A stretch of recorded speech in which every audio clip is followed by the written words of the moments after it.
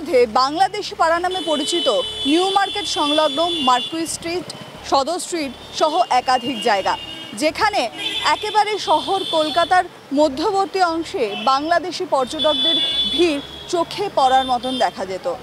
ঈদের বাজার থাকলেও দেখা নেই বাংলাদেশি পর্যটকদের। গত আগস্ট থেকেই ভারত বাংলাদেশ সম্পর্কের যে দ্বিপাক্ষিক সমীকরণ তা একেবারেই বদলে গেছে। শুধুমাত্র মেডিকেল পারপাস ভিসা মিলছে বাংলাদেশিদের।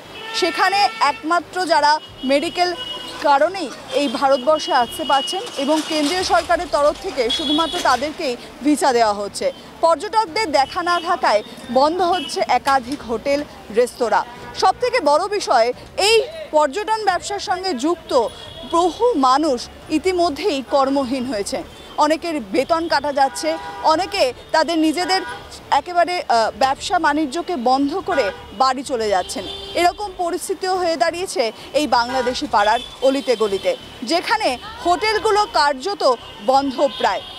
যে পরিমাণ পর্যটক এই ঈদের সময় শহর কলকাতায় আসেন তারাও আসছেন না, কারণ ভিসার কারণে সম্পূর্ণভাবে এই পাড়া যেন নিস্তব্ধ হয়ে উঠেছে। একেবারেই লোকাল লোকের উপর ভরসা করেই দিন গুজরান যাচ্ছে এখানকার রিক্সাওয়ালা থেকে হোটেল ব্যবসায়ী এবং রেস্তোরাঁর মালিকদের। তবে বলা যায় যে এই পরিস্থিতি ঠিক হলে কিছুটা হলেও হয়তো তাদের এই দিন গুজরানের যে ব্যবস্থা তার অনেকটাই উন্নতি হবে।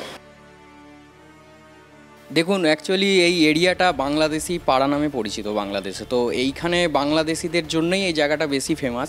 শুধু হোটেল কেন, গোটা বিজনেস বলুন, দোকান বলুন, সমস্ত কিছু এদের ওপর ডিপেন্ডেবল।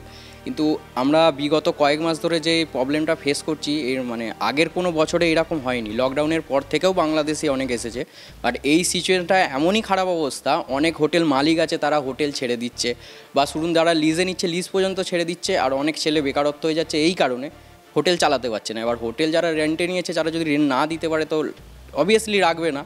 আর আমাদের এখানে এই ঈদের টাইমে এত ভিড় প্যাকড আপ থাকে, আমাদের লাঞ্চের খাবার পর্যন্ত আমরা খেতে পারতাম না। কিন্তু এখন এই সিচুয়েশান যা অবস্থা, আমাদের রুম যেখানে অকুপেন্সি অ্যাভেলেবেল ম্যাক্সিমাম 30 করে থাকতো, সেই জায়গায় এখন 15টাও যাচ্ছে না বাংলাদেশিদের জন্য। তো এটা খুবই প্রভাব পড়েছে। এইরকম যদি চলতে থাকে ইন ফিউচারে ট্যুরিজম বিজনেস বলুন বা হোটেল ইন্ডাস্ট্রি বলুন, টোটালি একদম বন্ধ হয়ে যাবে এই এরিয়াটার ওপর। দেখুন, এইটার ক্ষেত্রে আমি বলতে পারি আমাদের মালিকরা তো এরকম কোনো ডিসিশান নেয়নি, কিন্তু যতটুকু খবর এসেছে আশেপাশের থেকে অনেক লোককে ছাঁটাই করে দিয়েছে এবং তারা এটাও ডিসিশান নিচ্ছে যে আমরা লিজ ছেড়ে দেবো। মালিকও চাইছে এখন ওই লিজওয়ালাদের ছেড়ে দিয়ে ওরা যতটা বিজনেস করতে পারে ওইটার উপরেই ডিপেন্ডেবল। দেখুন, আমরা রিসেন্টলি যেই বাংলাদেশিগুলো চেক ইন করিয়েছি ওটা মেডিকেলের ওপরেই আসছে, ট্যুরিজম মানে ট্যুরিস্ট কোনো আসছে না তেমন কিছু। আর এখন ডিপেন্ডেবল ইন্ডিয়ানদের ওপর, অনলাইনের ওপর ডিপেন্ড করে তো কখনো হোটেল ইন্ডাস্ট্রি চলবে না। এই এরিয়াটা বাংলাদেশি, তো অবভিয়াসলি প্রচুর একদম প্রবলেমের মধ্যে আমরা পড়ে আছি এখন। খুবই খারাপ অবস্থা। আগস্টের পর থেকে তো ভিসা টিসা দেওয়া বন্ধ, তারপরে একদম বাংলাদেশে নেই, যে হোটেল খালি, দোকান খালি, দু একটা কাস্টমারও পাওয়া যায় না। আর তো টিকিট তো বাদই দিলাম। এই তো পাশে হোটেল আছে, এই হোটেল আছে, এই হোটেল খালি, এই হোটেল খালি, সব হোটেলই খালি। আর ওদিকে তো হোটেল কয়েকটা বন্ধ হয়ে গেছে। খুবই পরিস্থিতি খারাপ আর কি। যতদিন পর্যন্ত ভিসা না দেবে ততদিন পর্যন্ত ঠিক হবে না কিছু। আপাতত পাই যাচ্ছে ঈদের বাজার বলে, নাহলে পুরো বাজার ঢপ ছিল, পুরো বাজার নেই, ছিল না, পুরো মার্কেট ফাঁকা। ঈদে আছে কটা দিন থাকবে, তারপরে পুরো ঈদের পরে বন্ধ হয়ে যাবে। না না না না না, লোকাল লোক, সব লোকাল। বাংলাদেশি খুব কম, যারা ডাক্তার দেখাতে আসছে তারাই আছে, তাছাড়া আদার্স কেউ নেই। লোকাল খুব কম, খুব কমে গেছে, অনেক অনেক। এখন ঈদের বলে খুব বেশি হলে 500-600 টাকা হচ্ছে, এরপরে 200 টাকা বি হয়নি। পুরো মার্কেট পুরো বন্ধ ছিল, একটু বাজার ছিল না। এখন আপাতত বাজার ভালো আছে ঈদেরই জন্য। ব্যবসা তো পুরো ধ্বংস হয়ে গেছে, ব্যবসা তো পুরোপুরি শেষ। এখানে বেশিরভাবে বাংলাদেশি আছে, কিন্তু এখন 2-4 দিন ধরে একটু অল্প অল্প আছে যে লোকাল কাস্টমার। ঈদের পর তো পুরোপুরি শেষ হয়ে যাবে। এরিয়াটা তো অনেক দোকানটা তো বন্ধ হয়ে গেছে, আর বন্ধ হবে কিছুদিন পরে। আমাদের সরকার কি করছে বুঝতে পারছি না আমরা। ওখানকার ঝামেলা এখানকার হচ্ছে,